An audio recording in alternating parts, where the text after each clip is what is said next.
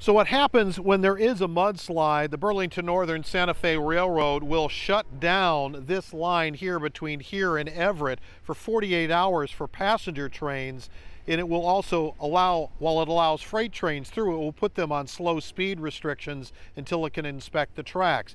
That has been a headache. The problem is getting better, but they're still working to fix the rest of it.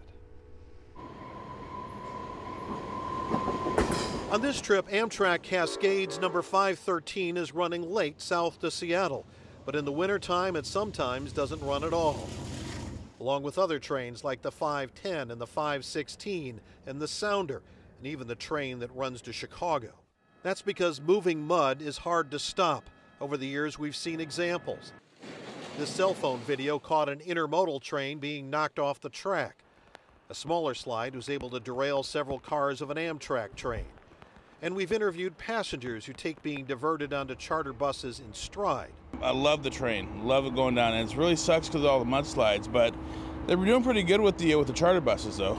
To others who've told us they've gone back to commuting by car. This is a pile driver at work, and it's not quiet, and if you're close enough, you can feel the ground shake.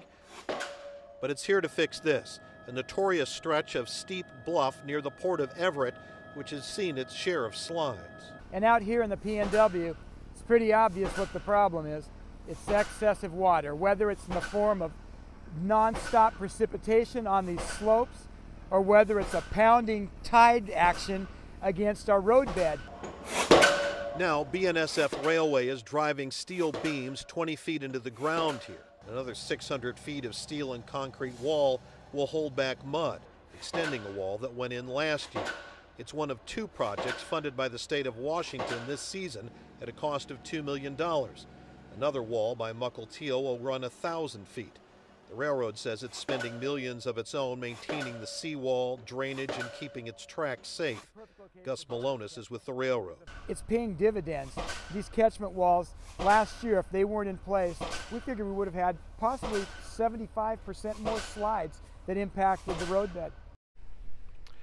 So the current phase of these construction projects, and it's not all this year, really started back in 2013, which is an interesting date because Sound Transit got back with me with some numbers.